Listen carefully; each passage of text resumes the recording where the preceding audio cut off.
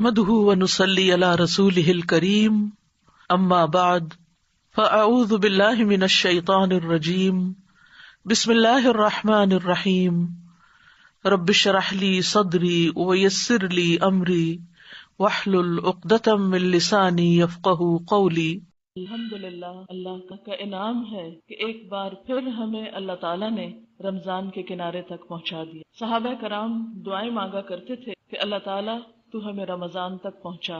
جس شخص کو جتنی بھی اس مہینے کی قدر ہے، جو جتنا زیادہ اس کی اہمیت سے واقف ہے، اس کی برکتوں سے واقف ہے، اس کی فضیلت سے واقف ہے، وہ اتنا ہی زیادہ شوق اور بے قراری کے ساتھ اس کا انتظار کرتا ہے۔ اور جو شخص اس کی اہمیت سے واقف نہیں، وہ شاید اس کے آنے کو اپنے لیے ایک بوجھ سمجھتا ہو، یا اپنے لیے ایک پریشانی کی بات کہ ہائے کیا ہوگا، رمضان آئے گا، جلدی اٹھنا پڑے گا، نیند قربان کرنی پڑے گی، کھانا پینا چھوڑنا پڑے گا، لمبی نمازیں پڑھنی پڑیں گی۔ یہ سب باتیں وہی سوچ سکتا ہے، وہی کر سکتا ہے جو یہ نہ جانتا ہو کہ ان میں سے ایک ایک عمل کی قدر و قیمت کیا ہے، اور ان میں سے ایک ایک عمل اللہ رب العزت کے نزدیک کس قدر پیارا ہے۔ لیکن چونکہ ہم انسان ہیں، بہت سی باتوں کو ہم ایک دفعہ جانتے ہیں پھر بھول جاتے ہیں، اس لیے اس بات کی ضرورت محسوس ہوتی ہے کہ آج ہم پھر اپنے آپ کو رمضان کی یادوں سے وابستہ کریں، رمضان کی یادیں تازہ کریں، اس کی برکتوں اور فضیلتوں کے بارے میں کچھ باتیں جو پہلے سے معلوم ہیں ذرا ذہن کے تازہ خانے میں لے آئیں، تاکہ ہم اچھی طرح رمضان کا استقبال کریں اور اچھی طرح اس سے فیض یاب ہو سکیں۔ کسی بھی چیز سے آپ صحیح طور پر فائدہ اسی وقت اٹھا سکتے ہیں، یا کوئی بھی کام زیادہ بہتر اسی وقت ہو سکتا ہے جب آپ اس کے لیے بھرپور تیاری کیے ہوئے۔ مثلا امتحان سے پہلے اگر امتحان کی تیاری کر لی جائے تو امتحان آسان ہو جاتا ہے، سفر سے پہلے اگر سفر کی تیاری کر لی جائے تو سفر آسان ہو جاتا ہے۔ جیسے سفر کے بارے میں اللہ تعالیٰ فرماتے ہیں، اور خصوصاً سفر حج کے بارے میں کہ وَتَزَوَّدُوا فَإِنَّ خَيْرَ الزَّادِ التَّقْوَىٰ، کہ زیادہ راہ ساتھ لے کے چلو، یعنی تیاری کے ساتھ جاؤ۔ اور بہترین تیاری کس چیز کے ساتھ ہوتی ہے؟ تقویٰ کے، یعنی تیاری میں بہترین تیاری تقویٰ کی تیاری۔ اور رمضان کی فضیلت اور رمضان کی اہمیت اور رمضان کی فرضیت بھی کس لیے ہے؟ تاکہ تمہارے اندر تقویٰ پیدا ہو۔ تو تقویٰ پیدا نہیں ہو سکتا جب تک کہ ہم پوری طرح اپنے آپ کو رمضان میں تیاری کے ساتھ نہ داخل کریں، اور پھر ہر موقع کی مناسبت سے جو کچھ ہمیں کرنا ہے اس کو ہم یاد نہ کر لیں۔ اگر مختلف احادیث کے اور قرآن پاک کی آیات کے الفاظ کو جمع کر لیا جائے تو اس مہینے کی تعریف میں جو الفاظ آتے ہیں وہ کچھ یوں ہیں۔ ایک جگہ اس کو شہر مبارک کہا گیا، برکتوں والا مہینہ۔ دوسری جگہ شہر عظیم، بہت عظمت والا مہینہ۔ تیسری جگہ شہر برکہ، برکت کا مہینہ۔ ایک اور جگہ شہر الصبر، صبر کا مہینہ، کیونکہ اس میں ساری نیکیاں اس وقت ہو سکتی ہیں جب ہمارے اندر صبر کی صفت ہو۔ شہر المواسات، ہمدردی کرنے کا مہینہ، آپس کی غمخواری کا مہینہ، رحمت کا مہینہ، بخشش کا مہینہ، عذاب جہنم سے رہائی کا مہینہ، اور سب سے بڑھ کر نزول قرآن کا مہینہ۔ شہر رمضان الذی انزل فیہ القرآن، رمضان وہ مہینہ ہے جس میں قرآن پاک اتارا گیا۔ تو گویا قرآن پاک کا نازل ہونا سب سے بڑا انعام ہے اللہ کا ہم سب کے لیے، کیونکہ اس میں ہمارے لیے ہدایت اور رحمت اور برکت ہے۔ تھوڑی دیر کے لیے سوچئے کہ اگر قرآن پاک ہماری زندگی میں نہ ہوتا تو ہماری زندگی کیسی زندگی؟ کبھی آپ نے غور کیا کہ انسان اور جانور کا فرق کیا ہے؟ کسی بھینس، گائے، بکری کو آپ دیکھیں وہ کیا کرتی ہے؟ مثلا ایک بھینس صبح ہوتی ہے، اس کو بھوک لگتی ہے، چارہ کھاتی ہے۔ بکریوں کو آپ دیکھیں صبح صبح شور مچا دیتی ہیں، ان کو بھوک لگی، شور ہنگامہ جب تک کچھ کھا نہ لیں۔ اچھا کھا لیتے ہیں، گھومے پھرے، ادھر ادھر دیکھا، کبھی کہیں کھڑے ہوئے، کبھی کہیں کھڑے ہوئے، کبھی بیٹھ گئے، پھر کھانے کا وقت ہو گیا، پھر کھانے لگ گئے۔ اور اگر کہیں چر رہی ہیں تو نان سٹاپ کھانا کھاتے چلے جا رہے ہیں۔ یعنی ان کی زندگی میں اگر فکر ہے تو کس چیز کی؟ کھانے کی، کھانے کے بعد جنسی ضروریات پوری کرنے کی، بچے پیدا کرنے کی، اور بس نہ کوئی سوچ، نہ سمجھ، نہ عقل، نہ شعور، نہ پڑھنا، نہ لکھنا، کچھ اور زندگی میں ہے ہی نہیں۔ آپ سوچئے کہ جو انسان بھی بس صرف کھانے کی فکر میں جیتا ہے اور نان سٹاپ کھانے ہی کے پیچھے پڑا رہتا ہے، ایک کے بعد ایک سیٹنگ اور ایک کے بعد ایک موقع، پھر آپ دیکھیے کہ کھانے کے بعد جسمانی لذات، گھومنا پھرنا، عیش و عشرت، سیر تفریح، انٹرٹینمنٹ کے پیچھے دوڑنا، صرف نفسانی اور جسمانی خواہشات کی تکمیل، اور اس زندگی میں نہ کوئی پڑھنا لکھنا ہو، نہ کوئی غور و فکر ہو تو اپنے کھانے کی یا بچوں کی، اور صرف چند حیوانی ضروریات کی، ساری زندگی کی انرجی اسی چیز کے پیچھے لگ جائے، تو ایک بکری کی زندگی میں اور ایک لڑکی کی زندگی میں کیا فرق ہوا؟ کچھ بہت بڑا فرق نہیں۔ فرق اس وقت آتا ہے جب انسان عقل و شعور سے کام لیتا ہے اور ایک مسلسل غور و فکر کے عمل میں رہتا ہے۔ اللہ نے عقل جیسی نعمت جو اس کو دی ہے اور قرآن جیسی نعمت جو اس کو دی ہے، اس سے اپنی روح کی غذا کا سامان کرتا ہے، روح کی غذا کی فکر کرتا ہے۔ وہ رہتا زمین پر ہے مگر اس کا دل عرش پر ہوتا ہے، ہر وقت وہ اپنے رب کے بارے میں سوچتا رہتا ہے، وہ سب سے بڑھ کر اس سے محبت کرتا ہے، وہ سب کچھ اس کو دکھانے کے لیے کرتا ہے، وہ ہر قدم اس کی خوشی میں اٹھاتا ہے، اس کی سوچوں میں، اس کی فکروں میں وہ غالب رہتا ہے۔ اس کے دل میں ہمدردی ہے تو صرف اپنی نہیں، انسانیت کی ہمدردی۔ اس کے دل میں غم ہے تو صرف چند محدود چیزوں کا نہیں، وہ ہر انسان کے غم میں تڑپتا ہے۔ جو اس دنیا میں دکھی ہے یا اگلی دنیا میں دکھی ہو سکتا ہے۔ تو جس شخص نے عقل استعمال نہیں کی، قرآن کی نظر میں اولئک کالانعام بل ہم اضل، ایسے لوگ جانوروں کی طرح ہیں بلکہ ان سے بھی زیادہ بھٹکے ہوئے، ان سے بھی زیادہ راستہ گم کیے ہوئے، گمراہ، جنہیں پتہ ہی نہیں کہ انہیں کرنا کیا چاہیے۔ تو اس لیے بے حد ضروری ہے کہ ہم اپنے آپ کو اس علم کے ساتھ وابستہ کریں اور خصوصی طور پر رمضان میں اپنی روح کی پرورش کریں، اس کی خوشی کا انتظام کریں، اور روح کی خوشی، روح کی غذا اللہ کے اس کلام ہی کے اندر ہے جو خصوصاً اس مہینے میں اترا۔ اور پھر کس رات میں اترا؟ انا انزلناہ فی لیلۃ القدر وما ادراک ما لیلۃ القدر لیلۃ القدر خیر من الف شہر۔ الف شہر ہم نے اس قرآن کو لیلۃ القدر میں اتارا، یعنی اتنا اہتمام اس کتاب کے ساتھ۔ اور تم کیا جانو کہ لیلۃ القدر ہے کیا؟ لیلۃ القدر خیر من الف شہر، لیلۃ القدر، شب قدر 1000 مہینوں سے بہتر ہے۔ وہ کیوں 1000 مہینوں سے بہتر ہے؟ اس لیے کہ اس میں قرآن اترا ہے۔ تو جس رات کو صرف اس وجہ سے 1000 مہینوں سے بہتر قرار دے دیا جائے کہ اس میں قرآن اترا ہے، تو پھر خود اس قرآن کی اہمیت اور فضیلت اور برکت کیا ہوگی؟ جس کی وجہ سے ایک رات کو اتنی برکت مل گئی، تو اس شخص کے لیے پھر کیا انعامات ہوں گے، اس شخص کے لیے کیا عزت ہوگی، اس شخص کے لیے کتنی خوشی ہوگی، کتنا سکون ہوگا، کیا راحتیں ہوں گی کہ جس کی زندگی میں قرآن آ جائے اور کانا خلقہ القرآن ہو جائے، کہ اس کا اخلاق، اس کا اٹھنا بیٹھنا چلنا پھرنا سب کچھ اس کی روشنی میں طے پا جائے۔ اسی کتاب کے ساتھ اللہ قوموں کو بلندی عطا کرتا ہے، اور جو اس کو چھوڑتا ہے اللہ دنیا میں اس کو ذلیل کر کے رکھ دیتا ہے۔ آج مسلمانوں کا حال اسی وجہ سے یہ ہے کہ ہم نے اور چیزوں کو تو اہم کر لیا، اس کتاب کو وہ اہمیت نہیں دے رکھی اپنی زندگی میں جس کے یہ لائق ہے۔ تو رمضان وہ مہینہ ہے جس میں یہ کتاب ہمیں ملی ہے، اس لیے خاص طور پر اس مہینے میں رمضان میں قرآن سے تعلق مضبوط کرنا ہے، خواہ وہ تلاوت کی شکل میں ہو، خواہ وہ تراویح کی شکل میں، خواہ وہ اس کو سمجھنے کی شکل میں ہو۔ اور یاد رکھیے رمضان وہ مہینہ ہے جس کی پہلی ہی رات شیاطین اور سرکش جن باندھ دیے جاتے ہیں، یعنی بڑے بڑے جن جو ہے ان کو تو پکڑ لیا جاتا ہے، جہنم کے دروازے بند کر دیے جاتے ہیں۔ اصل میں یہ سمبولک بھی ہے کہ لوگوں کو بتایا جائے کہ دیکھو برائی کے مواقع کم کر دیے گئے ہیں، اب تمہارے لیے خیر اور بھلائی کے رستے عام کر دیے گئے ہیں، اب بھی اگر تم اس طرف نہیں آتے تو پھر کس کا قصور ہے؟ اور جہنم کا ایک بھی دروازہ کھلا نہیں رہنے دیا جاتا، جنت کے سارے دروازے کھول دیے جاتے ہیں، ان میں سے کوئی بھی بند نہیں کیا جاتا۔ ایک منادی اعلان کرتا ہے، اے بھلائی کے چاہنے والے آگے بڑھ، یا باغی الخیر اقبل، اے نیکیوں کے طلبگار موقع آ گیا، نیکیوں کی سیل لگ گئی، نیکیوں کی بہار آ گئی، آگے بڑھو، دوڑو، ہمت کرو۔ وَيَا بَاغِيَ الشَّرِّ اقصر، اور اے برائیوں کے پیچھے دوڑنے والے اب تو رک جاؤ، اب تو کمی کر دو، اب تو ٹھہر جاؤ، اب تو سارا ماحول نیکی کا بن گیا، اب بھی برائی کرتے رہو گے، اب بھی غلط کام نہیں چھوڑو گے۔ وَلِلَّهِ عُتَقَاءُ مِنَ النَّارِ وَذَلِكَ فِي كُلِّ لَيْلَةٍ، اور اللہ تعالیٰ رمضان کی ہر رات میں بہت سے لوگوں کو عذاب جہنم سے رہائی دیتے ہیں، اور یہ ہر رات ہوتا ہے۔ ہر رات بہت سے لوگوں کے حق میں بخشش لکھ دی جاتی، ان کو جن پر دوزخ واجب ہو چکی ہوتی ہے انہیں دوزخ سے رہائی کے پروانے مل رہے ہوتے ہیں۔ جیسے حج کے موقع پر عرفہ کے دن بہت سے لوگوں کی نجات ہوتی ہے، اسی طرح رمضان کی ہر رات بہت سے لوگوں کی بخشش کا اعلان ہوتا ہے، لیکن ظاہر ہے یہ خوش نصیب وہ ہیں جو اس مہینے کی برکتوں سے فائدہ حاصل کرنے کے لیے پھر اللہ کی طرف لوٹیں، پھر یہ نیکی کے مواقع میں آگے بڑھیں۔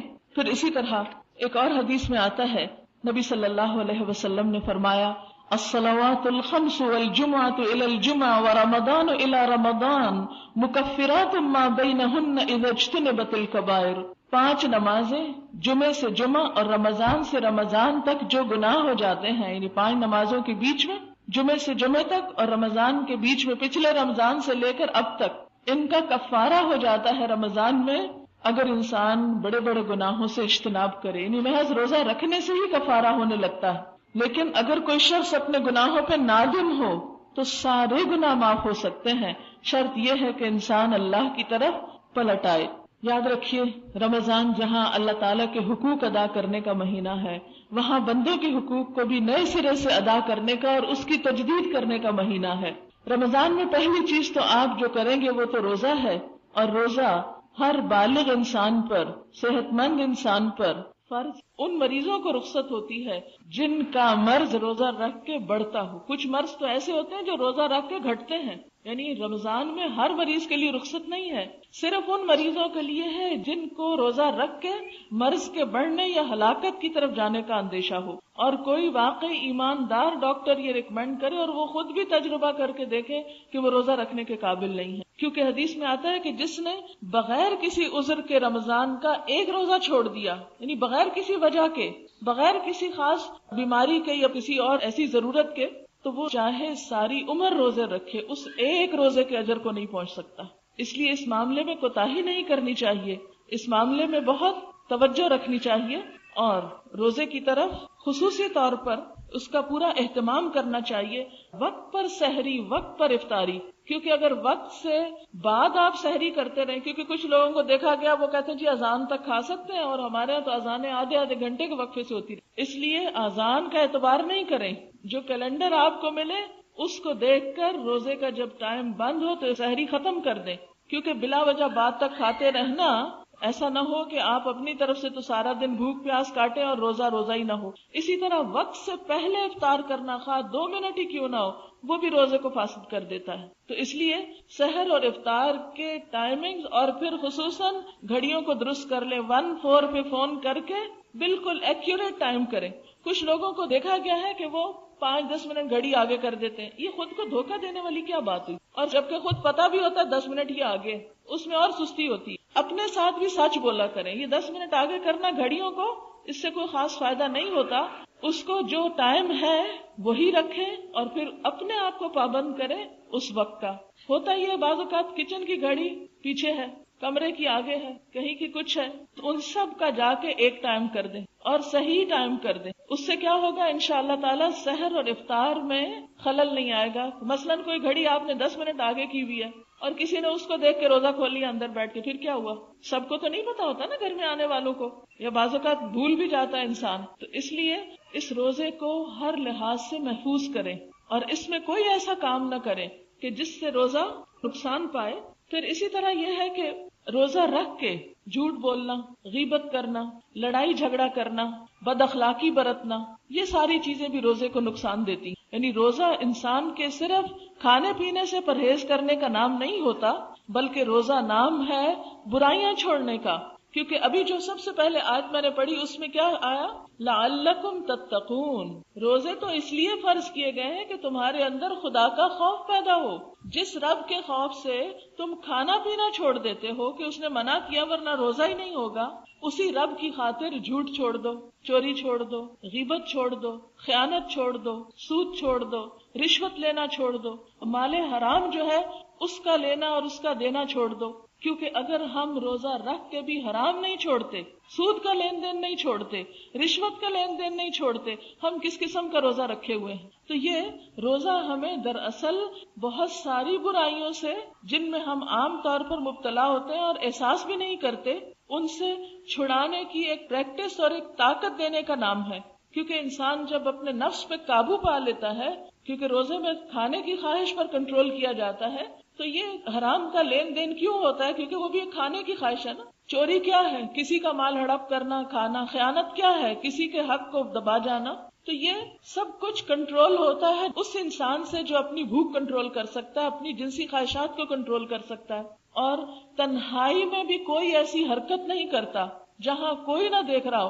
ایک قطرہ پانی اپنے حلق کے نیچے نہیں جانے دیتا. وضو کرتے تو کتنے کانشیس ہوتے ہیں، بار بار تھوکتے ہی رہتے ہیں کہ کہیں کوئی بھول کے اندر چیز نہ چلی جائے. کتنی احتیاط برتتے ہیں. حالانکہ پانی تو ہے لیکن اس کو بھی گوارا نہیں کرتے کہ اندر اترے، حلق سوکھ کے کانٹا ہو رہا ہو.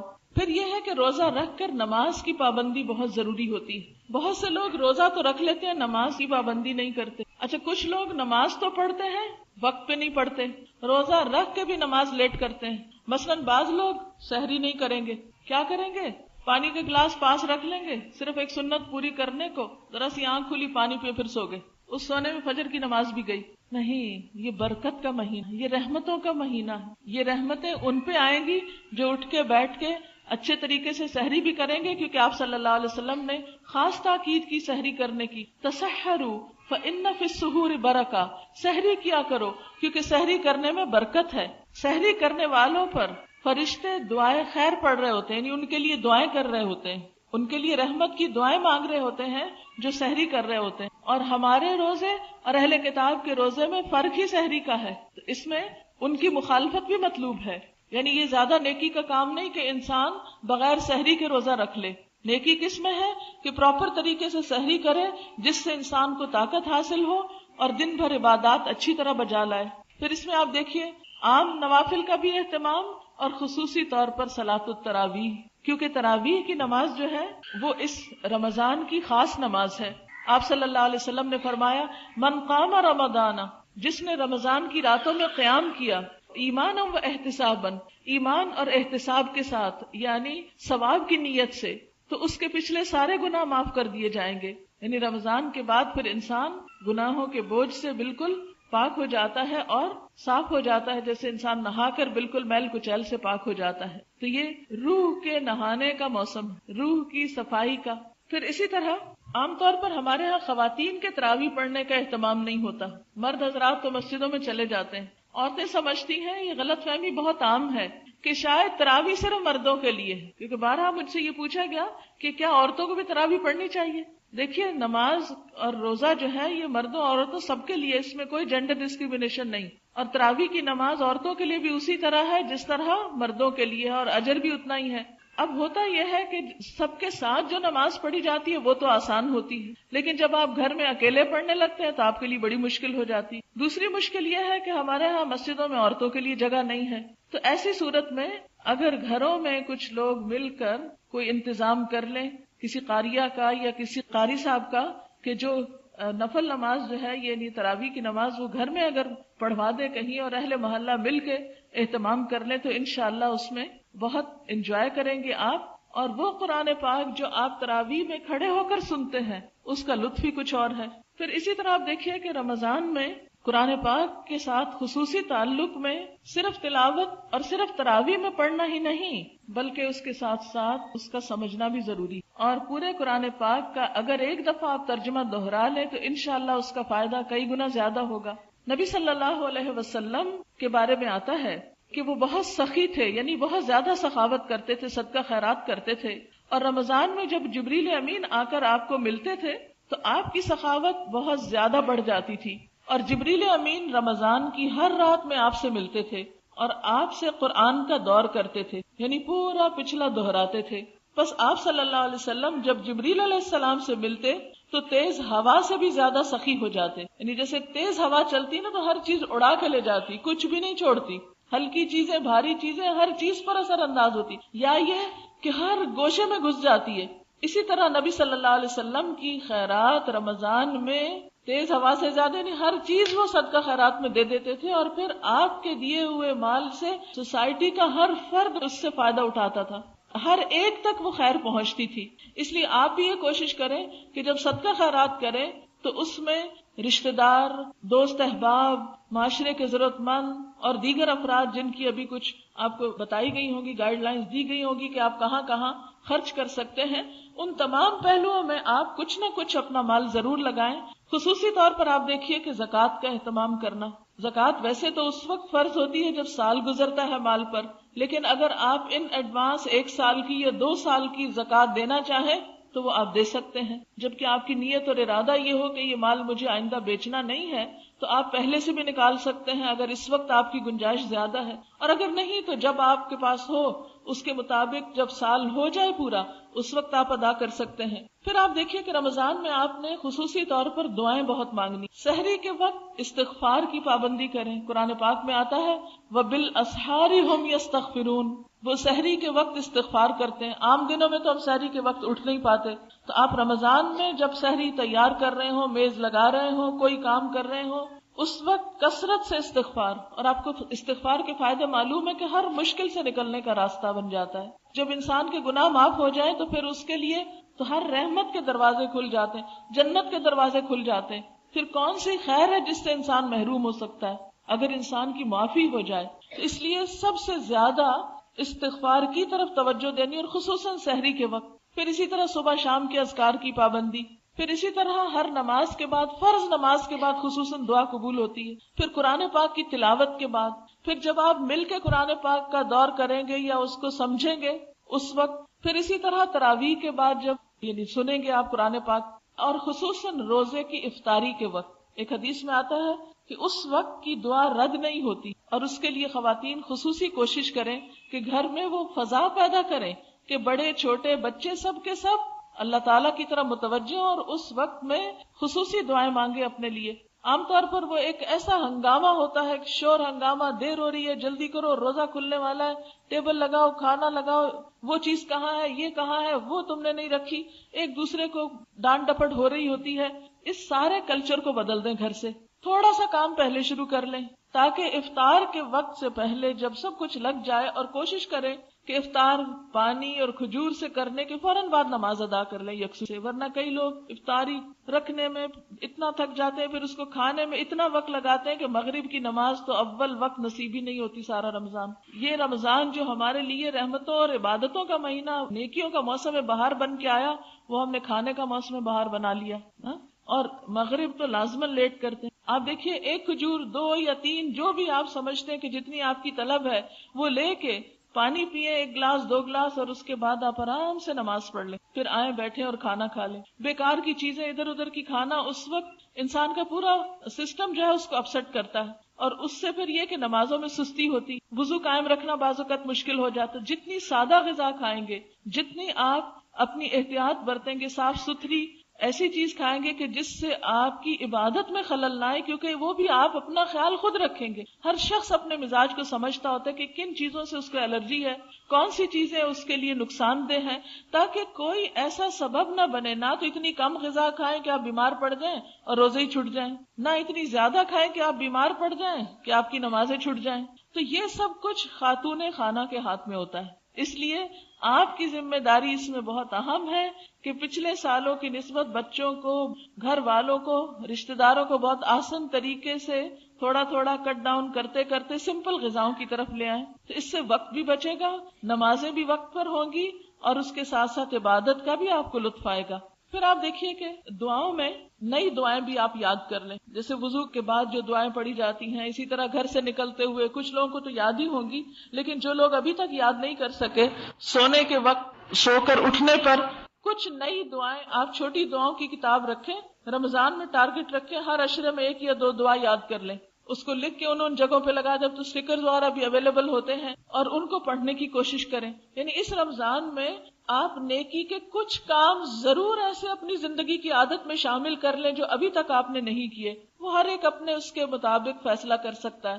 حضرت سلمان رضی اللہ تعالیٰ عنہ سے روایت ہے، نبی صلی اللہ علیہ وسلم نے فرمایا، تمہارا رب بڑا حیا والا اور سخی ہے. جب بندہ اس کے حضور ہاتھ اٹھاتا ہے تو اسے یہ ہاتھ خالی لوٹاتے ہوئے شرم آتی. یعنی دیر اس میں ہے کہ ہم مانگنے میں جو دیر کرتے ہیں، اللہ تعالیٰ دینے میں دیر نہیں کرتا. ہاں کچھ چیزیں آپ کو ابھی دے دیتا ہے، کچھ آپ کے لیے سنبھال کے رکھ دیتا ہے کہ جب میرے پاس آئیں گے تو پھر ان کو دوں گا، زیادہ خوش ہوں گے اس وقت. کیونکہ اس وقت ضرورت زیادہ ہوگی. اور پھر اسی طرح جب اللہ آپ کو دیتا ہے تو آپ بندوں کو دینے والے خوب خوب صدقہ خیرات کریں رمضان میں. اس میں ایک تو میں خواتین کو مشورہ دوں گی کہ اپنے کچن کی کیبنٹ سے لے کر اپنے وارڈروب، اپنے سٹورز، اپنے سارے گھر کی ایک صفائی کر لیں رمضان سے پہلے ہی. ان 2 دنوں سب چیزوں میں سے صدقہ کریں کچھ نہ، جو اپنے لیے بھی لا کے رکھی ہوئی ہے اس میں سے بھی ایک آدھ اٹھا لیں، اس میں سے بھی نکال کے کچھ کھانے کی چیزوں میں سے، کچھ اپنے جیسے صابن سرف وغیرہ لا کے رکھا کچھ اس میں سے، کچھ اسی طرح فالتو کپڑے پڑے ہوئے اس میں سے، کچھ سٹور میں آپ دیکھیں کچھ نہ کچھ، ہر اپنے جو چیزیں آپ خود استعمال کرتے ہیں ان میں سے ہر چیز میں سے کچھ نہ کچھ آپ نکالیں. ایک تو گھر بڑا اچھا صاف ہو جائے گا، دوسرے یہ ہے کہ پھر جو آپ اپنے لیے پسند کرتے ہیں وہ آپ نے دوسروں کے لیے بھی کیا. تیسرے یہ ہے کہ آپ خصوصی طور پر پھر افطار کے لیے کچھ کریں، کیونکہ اگر انسان کسی کو افطاری کراتا ہے تو اس کو روزہ دار کے روزے کے برابر اجر ملتا ہے. یعنی آپ نے کسی کو ایک کھجور سے روزہ افطار کرا دیا، اس کا اجر کتنا پائے؟ جتنا اس شخص نے روزہ رکھ کے اجر کمایا اتنا آپ کو بھی اس کا مل گیا. کتنا عام موقع ہے نیکی کمانے کا، اس لیے حریص ہو اس بات میں. حتیٰ کہ گھر میں تو بچوں کو کہتی ہوں کہ جب کھجور کھانے لگو تو پہلے اپنے منہ میں ڈالنے کی بجائے دوسرے کو آفر کر دو. اپنے ہاتھ سے دوسرے کو، ایک بہن دوسرے کو دے، دوسرے بھائی کو دے، بھائی باپ کو دے، ہر ایک دوسرے کو پیش کرے. ایک تو وہ قربانی کا جذبہ آتا ہے، دوسرا یہ ہے کہ اس کو پھر اس وقت ہاتھ سے دینے کا بھی ثواب مل جاتا ہے اور دینے کی عادت پڑ جاتی. یعنی چھوٹے چھوٹے موقع میں نیکی کمانے کے گر تلاش کریں. پھر اسی طرح جیسے ابھی آپ نے سنا کہ نبی صلی اللہ علیہ وسلم خوب سخاوت کیا کرتے تھے اور تیز آندھی سے زیادہ تیز ہوتے تھے سخاوت کے معاملے میں رمضان میں. آپ دیکھیے کہ نبی صلی اللہ علیہ وسلم نے عورتوں کو خصوصاً صدقے کی تلقین کی.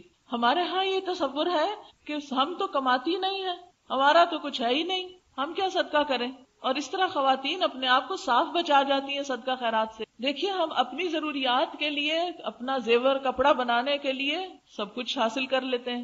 اگر یہ ممکن نہ ہوتا تو خواتین کے پاس اتنے اچھے اچھے کپڑے کہاں سے آتے، اتنے خوبصورت نئے نئے ڈیزائن کے زیور کہاں سے آتے. آخر کوشش ہوئی اس کے لیے، اللہ نے آپ کو دیا، اب جو آپ کو دیا ہے کچھ اس میں سے کر لیں اور کچھ شوہر کو منائیں اور خصوصی طور پر کچھ صدقہ کریں. تو جو شوہر دیں گے اس میں ان کا حصہ، لیکن تنگ نہ کریں، ان کو پریشان نہ کریں. اس کے لیے اچھے اچھے مشورے ضرور دیں کہ چلیں یہ اس کو دے دیتے ہیں، یہ وہاں بھجوا دیتے ہیں، یہ اس کے لیے کر لیتے ہیں. سب کی لسٹ بنا لیں کہ کہاں کہاں دینا ہے، کس کس کو دینا ہے.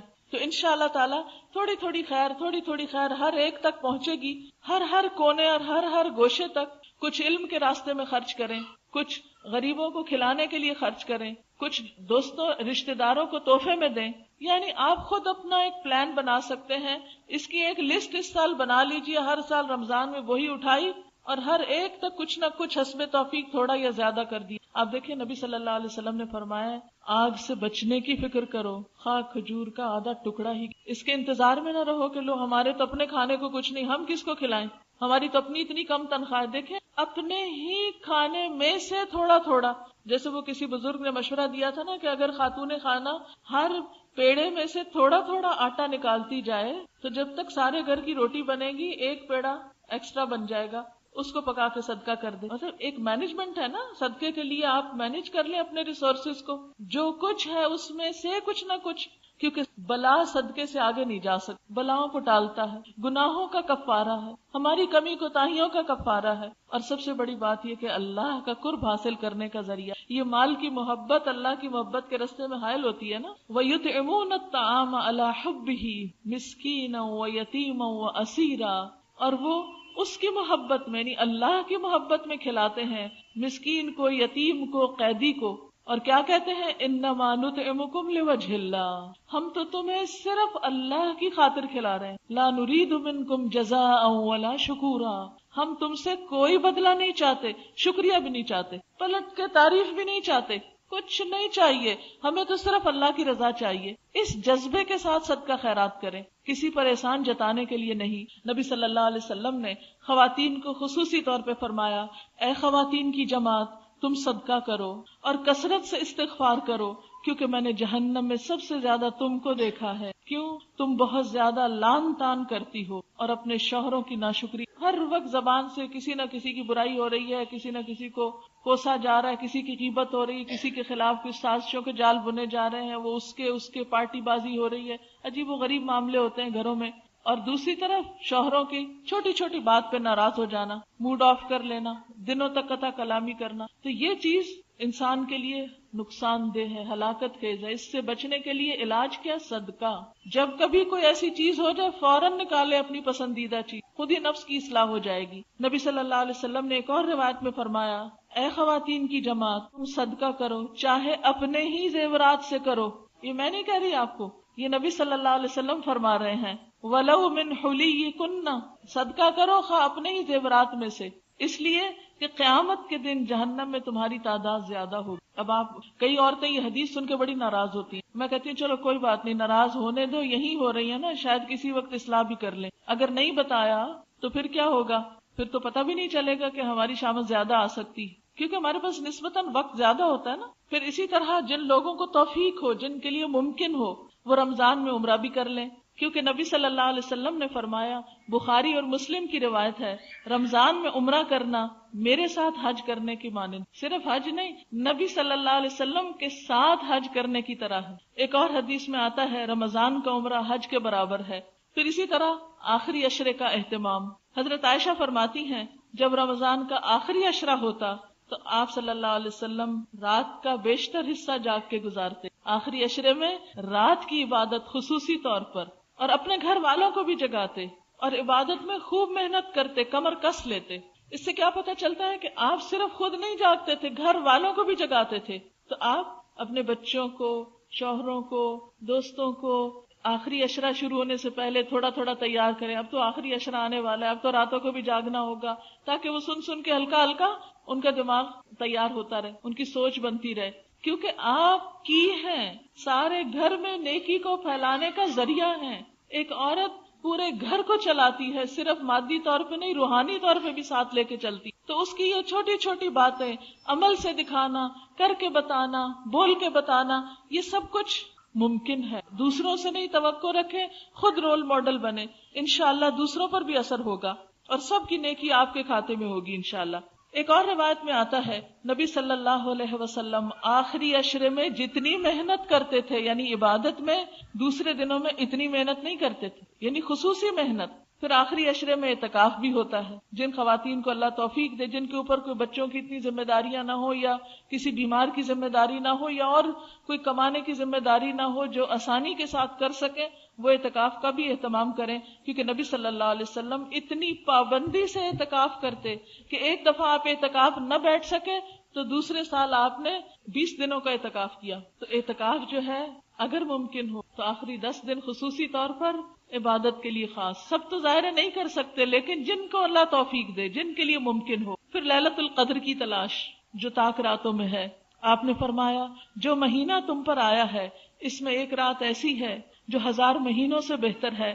جو اس رات کی بھلائی سے محروم رہ گیا وہ ہر بھلائی سے محروم رہا. دیکھیں ایسے لگتا نا رحمت جو بن پہ آ رہی ہے. ہر لمحہ عبادت ہے رمضان کا، دن بھی عبادت، رات بھی عبادت، بہت سے نیکیوں کے مظاہر. پھر آخری عشرے کی خاص عبادت، پھر آخری عشرے میں اسے ایک رات کی اور زیادہ خاص عبادت جو اور زیادہ تڑپ کے ساتھ، توجہ کے ساتھ تلاش کرنی چاہیے. تلاش سے مراد یہ ہے کہ اس کا اہتمام کرنا چاہیے. تو اگر ساری طاق راتوں میں کچھ نہ کچھ عبادت ہو تو اس سے انشاءاللہ کوئی رات تو نصیب ہوگی. آپ نے فرمایا، من قام لیلۃ القدر ایمانا واحتسابا غفر له ما تقدم من ذنبه.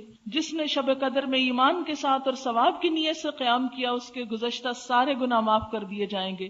اور لیلۃ القدر کی خاص دعا، اللہم انک عفو تحب العفو فاعف عنی، اللہ سے معافی کی درخواست. اور پھر آخر میں صدقہ فطر کی ادائیگی، اس کا بھی اہتمام آخری عشرے میں کر دیں، جلد نکال دیں، ورنہ کئی لوگ تو عید کی نماز پڑھ کے یاد کریں تو اس لیے رمضان کے آخری عشرے کے ہی کسی دن میں دے دیں تاکہ غریب لوگ اس سے اپنا راشن کا یا کپڑے کا جو اہتمام کرنا ہے وہ پہلے سے کر لیں. اور یہ صدقہ فطر دراصل کیا ہے؟ نبی صلی اللہ علیہ وسلم نے فرمایا، صدقہ فطر روزے دار کو بےہودگی اور فحش باتوں سے پاک کرنے کے لیے ہے. یعنی روزے کی حالت میں کوئی کمی بیشی ہو جاتی ہے تو صدقہ فطر اس کا کفارہ کرتا ہے. محتاجوں کے اور یہ محتاجوں کے کھانے کا انتظام کرنے کے لیے فرض کیا گیا ہے. جس نے نماز عید سے پہلے ادا کیا اس کا صدقہ فطر ادا ہو گیا. جس نے نماز عید کے بعد ادا کیا اس کا صدقہ فطر عام صدقہ شمار ہوگا. پھر وہ رمضان کا کفارہ نہیں، بس وہ تو پھر عام صدقہ ہو جائے گا. دوسری چیز جو خاص طور پہ رمضان میں کرنی ہے وہ حقوق العباد کی ادائیگی، اور اس میں دو چیزوں کا خاص خیال رکھیں. نمبر 1 سب کی خیر خواہی، نمبر 2 اذیت دینے سے پرہیز. اور اگر سب کی خیر خواہی نہ کر سکیں کسی وجہ سے تو ایٹ لیسٹ اس بات کی شعوری کوشش کہ میری زبان، میرے ہاتھ، میرے کسی عمل سے کسی کو تکلیف نہ پہنچے. اور انشاءاللہ جب آپ کوشش کریں گے تو اللہ تعالیٰ کروا بھی دیں گے. یعنی آپ اپنے رمضان کا ایک موٹو رکھیں، میں نے کسی کو تکلیف نہیں دینی، لکھ کے کہیں لگا دیں گھر میں، مجھے کسی کو تکلیف نہیں دینی. اور پھر آپ دیکھیں گے کہ آپ خود ہی سوچنے لگے کہ کسی کو مجھ سے کہاں کہاں تکلیف ہوتی ہے اور کس اعتبار سے میں نے اپنے آپ کو بچانا ہے. پھر اسی طرح دوسروں کی ضروریات پوری کرنا. نبی صلی اللہ علیہ وسلم نے فرمایا مسلمان کا بھائی ہے، نہ اس پہ ظلم کرتا ہے نہ اس کی مدد چھوڑتا ہے. جو اپنے بھائی کی حاجت پوری کرنے میں لگا ہو اللہ اس کی حاجت پوری فرماتا ہے. اور جو کسی کی پریشانی دور کرتا ہے اللہ قیامت کے دن کی پریشانیوں میں اس کی کوئی پریشانی دور فرمائے گا. جس نے کسی مسلمان کی پردہ پوشی کی اللہ تعالیٰ قیامت کے دن اس کے عیب ڈھانک دے گا، اس کے گناہوں کو چھپا دے گا.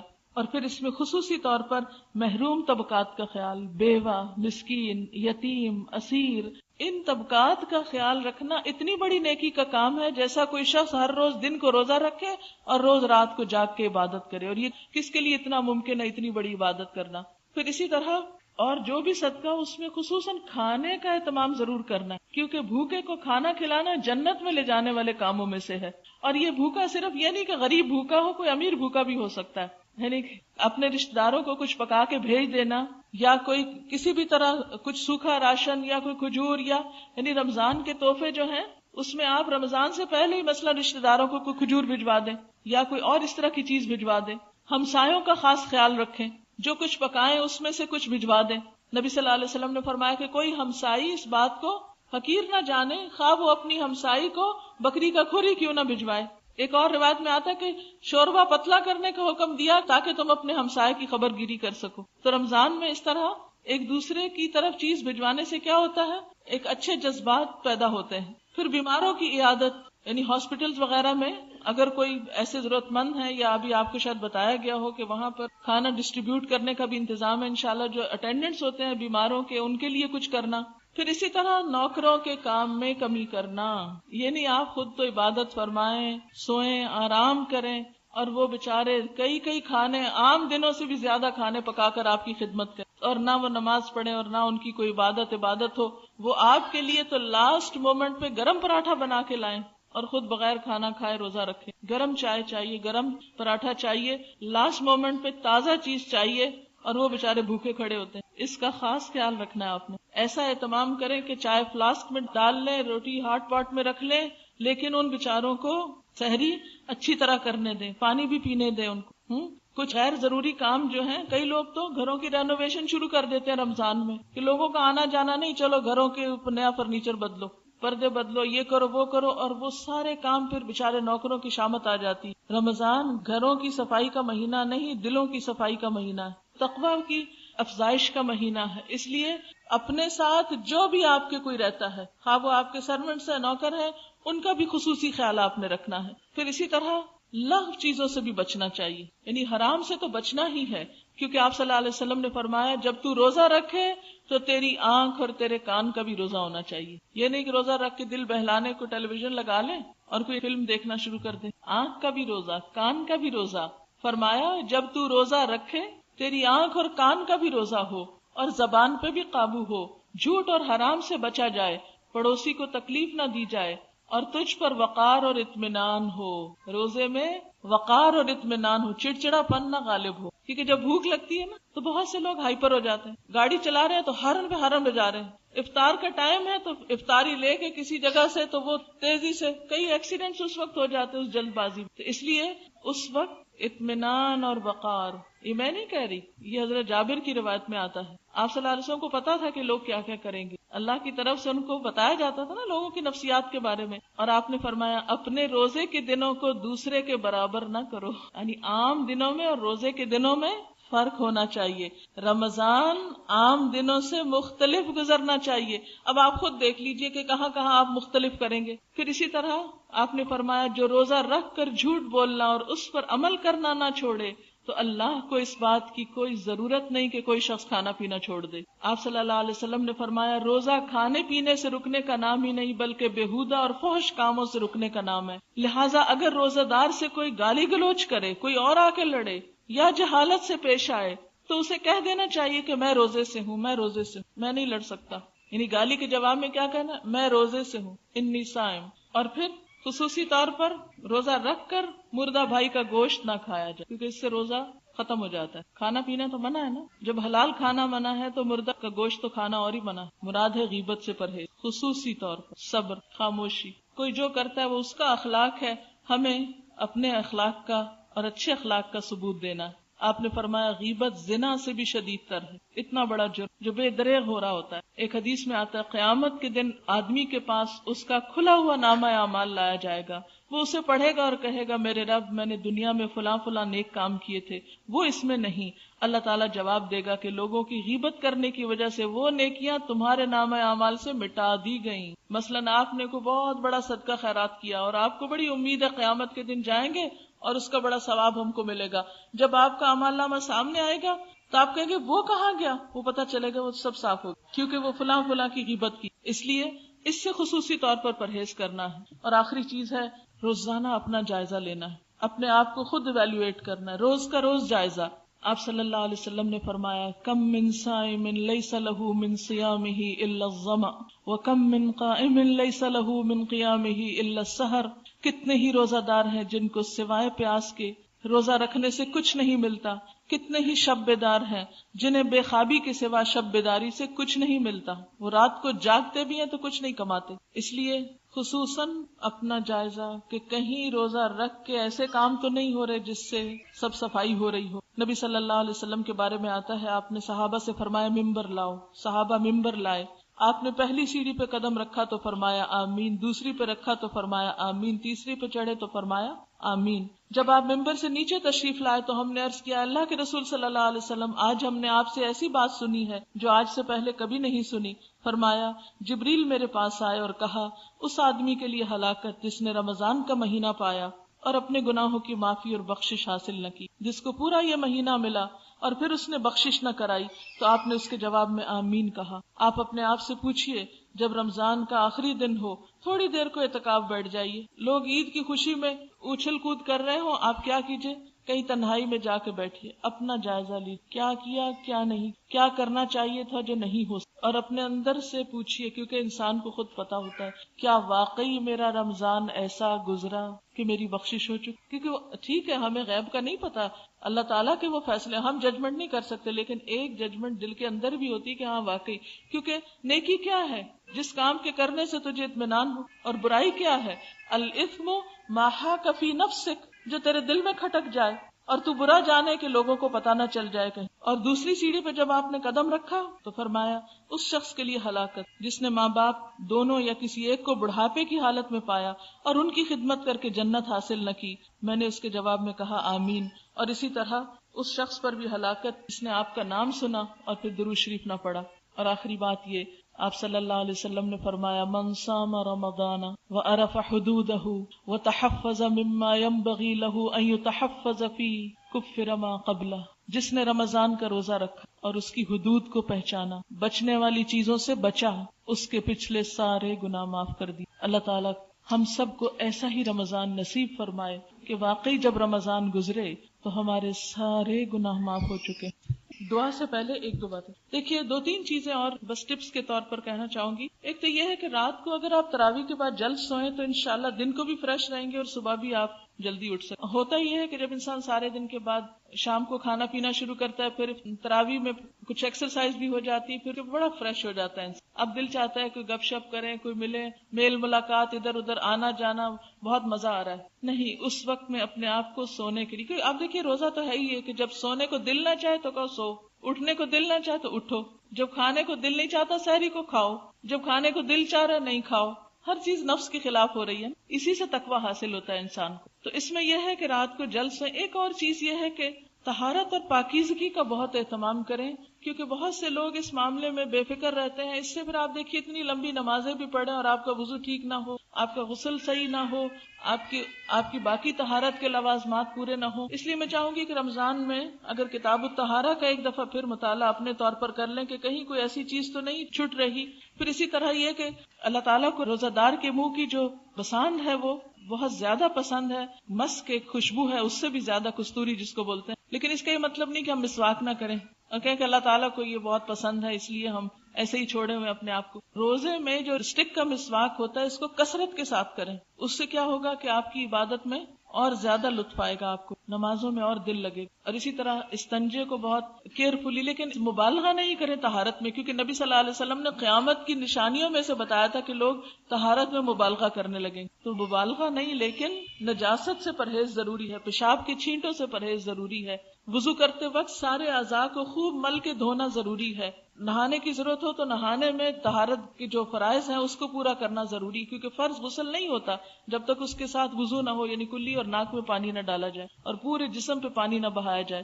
اسی طرح مینسز کے بارے میں خواتین بعض اوقات کیئرلیس ہوتی ہیں. وہ کہتی ہیں 10 بجے تک اگر آپ پاک ہو گئے تو روزہ ہو گیا. نہیں، اگر سحر کا وقت گزر گیا اور اوپر 10 منٹ بعد بھی آپ پاک ہوئے تو روزہ نہیں ہوتا. روزہ ہوتا ہے سحری کا وقت ختم ہونے سے پہلے پاک ہونے پر. ہاں، یہ اور بات ہے کہ اگر جنابت کا غسل کرنا ہے تو وہ اذان کے بعد بھی آپ کر سکتے ہیں، لیکن پیریڈز میں اگر آپ کی بلیڈنگ یا آپ کی صفائی نہیں ہوئی سحری کے وقت، جبکہ سحری ختم ہو جاتی ہے اور آپ نے فجر کی نماز نہیں پڑھی، بعد میں آپ کو فیل ہو رہا ہے کہ اب شاید آپ صاف ہو گئے ہیں یا 10 بجے تک آپ صاف ہو گئے ہیں، تو وہ اس دن کا روزہ نہیں ہوگا. اسی طرح بعض لوگ اگر آدھے دن میں روزہ ختم ہو گیا تو وہ کہتے ہیں نہیں ہم تو پورا کرتے ہیں یا کچھ کھاتے ہی نہیں. بہت سے لوگوں کو یہ دیکھا گیا کہ روزہ ختم بھی ہو جائے تو کچھ نہیں کھاتے کہ نہیں وہ ہمیں سارے روزے کا ثواب ملے گا اگر ہم شام تو کچھ نہیں کھائیں گے. نہیں، روزہ ختم تو اب کھانے سے پرہیز کس لیے؟ اگر ضرورت ہے دوا کی کہ سر درد ہو رہا ہے، پیٹ درد ہو رہا ہے، تو آپ اس کو لے سکتے ہیں. بلا وجہ حلال کو حرام نہ کریں اور بلا وجہ ممنوع کو اپنے لیے جائز نہ کریں. اسی طرح اگر روزہ کھلنے سے صرف 5 منٹ پہلے آپ کو پیریڈ شروع ہو گئے تو روزہ گیا، اس کو دوبارہ رکھنا ہوگا. ہاں، ثواب آپ کو پورا دن روزہ رکھنے کا مل گیا، لیکن جو فرض ہے وہ نہیں ادا ہوا. فرض کی ادائیگی کے لیے آپ کو دوبارہ روزہ رکھنا ہوگا. ابھی چونکہ ٹائم ہے تھوڑا سا میں سوالوں کے جواب دے. ایسا ہے کہ کسی نے پوچھا ہے آپ کس آیت یا حدیث کو بنیاد بنا کر 1 سال زکوٰۃ پہلے ادا کرنے کی بات کریں. اگر آپ اس کا ریفرنس چاہتے ہیں تو ایک کتاب ہے صلاح الدین یوسف کی زکوٰۃ کے مسائل کے اوپر، میں نے اس میں پڑھا ہے، مجھے زبانی اس وقت ریفرنس یاد نہیں. دارالسلام کی چھپی ہوئی ہے میرے خیال میں، صلاح الدین یوسف کی کتاب ہے زکوٰۃ کے مسائل، اس میں آپ کو ریفرنس مل جائے گا انشاءاللہ. بعض عالم کہتے ہیں کہ اگر کتنا بھی غریب ہو اس کے گھر میں ٹی وی ہے تو اس پہ زکوٰۃ نہیں لگتی. ویسے کرنا تو ایسا ہی چاہیے، ٹھیک کہتے ہیں، لیکن یہ ہے کہ اب بچے اگر بھوکے مر رہے ہیں تو بچوں کو نہیں ان کی سزا دی جا سکتی نا، جو کچھ ماں باپ کر رہے ہیں. سحری اور افطاری کا مسنون غذا، مسنون تو کھجور ہی ہے اور اس کے علاوہ پانی ہے، باقی تو ہر علاقے کی اپنی غذائیں ہوتی ہیں. اگر میں آپ کو سرید بتاؤں جو آپ صلی اللہ علیہ وسلم کو پسند تھا تو ہو سکتا ہے یہاں اس کی ریسیپی بھی نہ پتا ہو. اپنا اپنا جو بھی آپ کا اسٹیپل فوڈ ہے آپ اس کو کھائیے. کلو واشربوا ولا تسرف. اور اسراف میں آپ کو معلوم ہے کیا ہوتا ہے؟ حدیث کی ڈیفینیشن ہے کہ یہ چیز بھی اسراف میں شامل ہے کہ انسان ہر وہ چیز کھانے لگے جس کو اس کا دل چاہے. کھانے میں اسراف کیا ہے؟ ہر وہ چیز کھانے کے پیچھے پڑ جانا جس کو کھانے کو دل چاہ رہا ہو. آج کل زیادہ تر گھروں میں یہ فیشن بنا لیا گیا ہے کہ لڑکیاں اعتکاف بیٹھ جاتی گھر کے کام چھوڑ کے اور گھر کے بڑوں پر ذمہ داری ڈال دیتی. تو میں سب لڑکیوں کو نصیحت کروں گی کہ اپنی والداؤں کو آپ اعتکاف بٹھائیں اور خود گھر کے کام کریں اگر والدائیں راضی ہو. کیا صدقہ زکوٰۃ وغیرہ ضرورت مند کو دیں تو اس طرح سے دے سکتے ہیں کہ تمہارے بچوں کی عیدی ہے، جیسے غریب ماسی یا غریب رشتہ دار کے بچوں کو 100-200 ان کو عیدی کی صورت میں دے سکتے ہیں. آپ دے سکتے ہیں اس طرح، لیکن ان کو فیل ہو کہ یہ دوسری طرح کی، ایسا نہ ہو کہ وہ پلٹ کے آپ کے بچے کو عیدی دینے لگے، یہ سٹائل نہ ہو. یعنی ان کو سمجھ میں آنا چاہیے کہ آپ عیدی کے نام پر کیا دے رہے ہیں، لیکن ضروری نہیں کہ لفظ زبان سے کہیں یہ صدقہ ہے آپ کے بچوں کے لیے. اس طرح کون لے گا؟ اور کہنے کی کیا ضرورت ہے؟ صرف یہ کہ یہ آپ کے بچوں کے لیے ہے. کیوں بول رہے ہیں عیدی یا کچھ اور؟ ایسا نہ ہو کہ اس لفظ سے کوئی دھوکہ کھا کے اس کو ایسی عیدی سمجھے جس کو لوٹانا اپنے اوپر لازم سمجھے. مجھے نہ مسجد جانے کی اجازت، نہ قرآن حفظ. اس صورت میں تراویح کیسے پڑھی جائے؟ اس صورت میں جتنی آپ کو صورتیں یاد ہے نا اتنی صورتیں آپ ہر رکعت میں، مثلاً اگر آپ کو 8-10 یاد ہیں تو 2 رکعتوں میں وہ 5 صورتیں ایک رکعت میں پڑھ لیں مثلاً. اور آپ ایک اور کام بھی کر سکتے ہیں کہ ایک آیت کر کے رمضان میں کچھ اور صورتیں یاد کر لیں، تو رمضان میں اس کا یاد کرنا آسان بھی ہو جائے گا. اور اسی یاد کیے ہوئے کو تراویح میں پڑھ لیں. ہمارے ایک استاد تھی، انہوں نے اپنے شاید بھائی کا واقعہ بتایا تھا کہ ان کے بھائی نے رمضان میں صرف 1 مہینے میں روزانہ دن کو 1 پارہ یاد کر کے رات کو تراویح میں پڑھتے، اور 1 مہینے میں قرآن حفظ ہو گیا تھا ان کا. یہ فرسٹ ہینڈ معلومات ہے جو مجھے براہ راست ہماری ٹیچر نے بتائی تھی. تو بات یہ ہے کہ ایسے بھی اللہ والے ہوتے ہیں کہ جو ہمت کریں. اب جیسے ماشاءاللہ آپ لوگوں نے ایڈوانس کورس میں سورت سجدہ یاد کر لی ہے، ملک کئی لوگوں نے یاد کر، سورت دخان پوری ہوگی ماشاءاللہ. دیکھیں تو یہ وہ لوگ ہیں کہ جو سوچ بھی نہیں سکتے تھے کہ یہ صورتیں ان کو زبانی آئیں گی اور آ گئی. تو اس لیے اپنے آپ کو انڈر ایسٹیمیٹ نہ کریں. اللہ نے صلاحیت دی ہے. رمضان میں آپ کہیں نہیں جا سکتے، رونا نہیں ہے آپ نے بیٹھ کے، قرآن حفظ شروع کر دینا ہے. سورت یاسین یاد کر لیں، سورت ملک یاد کر لیں، روز تراویحوں میں مہینہ بھر پڑھیں، ساری زندگی نہیں بھولیں. اتنی پریکٹس انشاءاللہ ہو جائے گی. اگر کسی نے پیریڈز کے چھٹے ہوئے روزے کئی سال کے نہ رکھے ہو تو کیا کرنا چاہیے؟ کوئی اور صدقہ کرنے سے پہلے ان کا کفارہ فوری دے دیں، اور رمضان کے بعد پھر ان کی قضا رکھنا شروع کر دیں. کیونکہ زندگی کا نہیں پتا ہوتا نا، خدا نخواستہ چلے جائیں دنیا سے تو ایٹ لیسٹ اس کا جو فدیہ ہے وہ تو آپ ادا کر دیں. کیونکہ ویسے بھی ایک رمضان کے بعد اگر دوسرے تک نہیں رکھے تو فدیہ اور قضا دونوں ہوتی ہے. نیت کو خالص رکھنے کے لیے ٹپس بتائیں. اس میں آپ دیکھیے کہ اپنے آپ کو یہ دیکھا کریں کہ کسی سے نیکی کر کے آپ بدلے کی توقع تو نہیں رکھتے. اور اگر آپ نے کسی کے اوپر احسان کیا اور اس نے آپ کو جواب میں کچھ بھی شکریہ ادا نہیں کیا تو آپ کا دل تو نہیں خفا. اگر دل خفا ہو تو اس کو پرولونگ نہیں کریں، فوراً اپنے دل سے نکالے کہ جب میں نے اللہ کے لیے کیا تو مجھے ناراضگی کس بات کی. اور اسی طرح چھپا کے کرنے کی کوشش کریں تو انشاءاللہ اس سے بھی آپ کو فائدہ ہوگا. ہماری ماسی جو دائمی مریض ہے تو وہ روزہ نہیں رکھ سکتی. اس صورت میں کیا کریں؟ غریب ہونے کی وجہ سے فدیہ نہیں دے سکتی، آپ ان کی طرف سے، آپ کی ماسی ہے نا، خدمت آپ کی کرتی ہیں، آپ ان کی خدمت کریں. کیا خواتین گھر میں اعتکاف کر سکتی ہیں؟ جبکہ ایک درس میں نے سنا کہ عورتیں بھی اعتکاف صرف مسجد میں بیٹھ سکتی ہیں. دیکھیے یہ اختلافی معاملہ ہے، پھر میں آپ کو ایک بات بتاؤں گی تو میرے پیچھے پڑ جائیں گے سب. بات یہ ہے کہ اعتکاف تو مسجد میں، قرآن میں آتا ہے وَأَنْتُمْ عَاكِفُونَ فِي الْمَسَاجِدِ. اب ہماری مشکل یہ کہ یہاں مسجدوں میں انتظام نہیں ہے، تو ایسی صورت میں پھر کیا عورتیں بالکل ہی نیکی سے محروم رہ جائیں؟ تو پھر یہ ہے کہ بیٹھ جائیں گھر میں، کیا ہو سکتا ہے. جس کا شوق ہے وہ کہاں جائے؟ جب کوئی جگہ ہی نہیں ہے تو پھر گھر کے ایک کونے میں بیٹھ جائیں. کچھ لوگ روزے سے پہلے سگریٹ پیتے ہیں، کیا اس کی اجازت؟ دیکھیے آپ سگریٹ حلال اور طیب میں ہے. اللہ تعالیٰ قرآن پاک میں فرماتے کلوا من طیبات ما رزقناکم. طیبات، سگریٹ طیبات میں سے نہیں ہے، اس لیے اس کو نہیں پینا چاہیے. اور رمضان اچھا موقع ہے سگریٹ چھوڑنے کا. اپنے گھر والوں کی مدد کیجیے اس معاملے میں. کسی نے لکھا ہے میرا نام نینسی یوف ہے، میں جرمنی سے آئی ہوں، میں نے کبھی اسلام کے بارے میں نہیں پڑھا تھا، آپ کی کیسٹ سن کر میں نے الہدا میں داخلہ لیا، مجھے اب پتہ چلا کہ اسلام کیا ہے. مسلمانوں کے بارے میں میرا خیال غلط تھا، میں آپ کی بہت شکر گزار ہوں، آپ کی وجہ سے آج میں ایک سچی مسلمان ہوں. آپ کی کلاس میں آنے کے بعد میں نے اردو بھی سیکھی ہے، آپ کو ملنے کا شوق تھا، آج وہ بھی پورا ہو گیا. اللہ تعالیٰ ان سب کو استقامت. اگر نوکر روزہ نہ رکھتا ہو تو اس کے ساتھ نرمی کا سلوک کیا جائے. جی ہاں، تاکہ وہ روزہ رکھنے لگے. اگر آپ نے اس کے ساتھ سختی کا سلوک کیا تو پھر تو وہ بالکل بھی نہیں رکھے گا. اس کو آپ بتائیے کہ روزہ کیوں ضروری ہے، آپ اس کو سکھائیں، اس کی تربیت آپ پہ ذمہ داری. کیوں؟ حدیث میں آتا ہے کلکم راعٍ وکلکم مسئول عن رعیتہ. تم میں سے ہر شخص نگران ہے اور اس سے اس کی رعایا کے بارے میں سوال کیا جائے گا. عورت اپنے گھر کی نگران ہے، ہاں، اس سے اس کی رعایا کے بارے میں پوچھا جائے گا. نوکر جو ہے وہ گھر میں ہی شامل ہے نا، بچوں جیسے ہی ہوتے ہیں، تو ان کے بارے میں بھی آپ سے پوچھ ہوگی، ان کو بھی دین سیکھنے سکھانے کے لیے کوئی موقع فراہم کریں.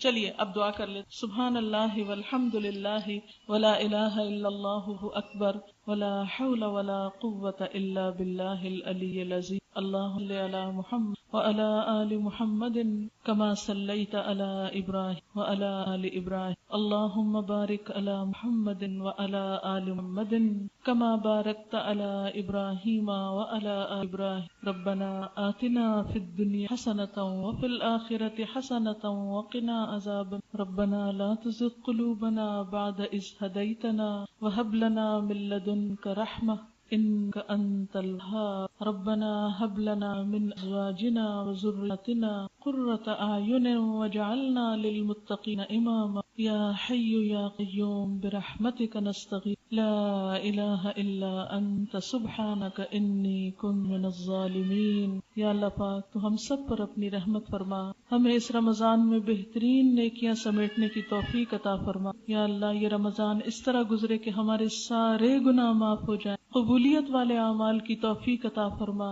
ہماری ریاکاریاں ہم سے دور فرما دے، ہمیں اور اخلاص عطا فرما دے، ہمیں سنت کی صحیح پیروی کی توفیق عطا فرما. یا اللہ ہمیں ان لوگوں کے رستے پہ چلنے کی توفیق دے جن پر تو نے انعام فرما. اللہ اپنے پسندیدہ اور مقرب بندوں میں شامل کر لے. یا حی یا قیوم برحمتک نستغیث لا الہ الا اللہ وحدہ لا شریک لہ لہ الملک ولہ الحمد وہو علی کل شیء قدیر لا حول ولا قوة الا باللہ العلی العظیم. اللہم انفعنا بما علمتنا وعلمنا ما ينفعنا وزدنا علما. اللہم اکفنا بحلال حرام واغننا بفضلک عمن سواک. یا اللہ تو ہم سب کو اپنی رحمتوں سے ڈھال، پاکستان کی حفاظت فرما. یا رب العالمین تو ہم سب کو اپنے رستے پہ چلنا سکھ. یا اللہ تو سب کے دلوں کو باہم جوڑ دے. یا اللہ سب میں اتفاق و اتحاد پر. یا رب العالمین تو صغیرہ کبیرہ گناہوں. اللہم انا نعوذ بک من جہد البلاء ودرک الشقاء وسوء القضاء وشماتة الأعداء. اللہم لا مانع ولا معطی لما منعت ولا ينفع الجد لا الا اللہ وحدہ له الملک وله هو على. ربنا تقبل منا. یا اللہ عزیز رشتہ دار دنیا سے جا چکے ہیں، جو فوت ہو چکے بخش دی، اولادوں کو ہدایت عطا فرما. یا ارحم الراحمین کو اپنی رحمت ڈھانپ سے راضی، ہم سے وہ کام لے لے جس سے تو راضی. ربنا تقبل منا انک انت السمیع العلیم وتب علینا تواب. وصلی اللہ علیہ وآلہ وأہلہ برحمتک.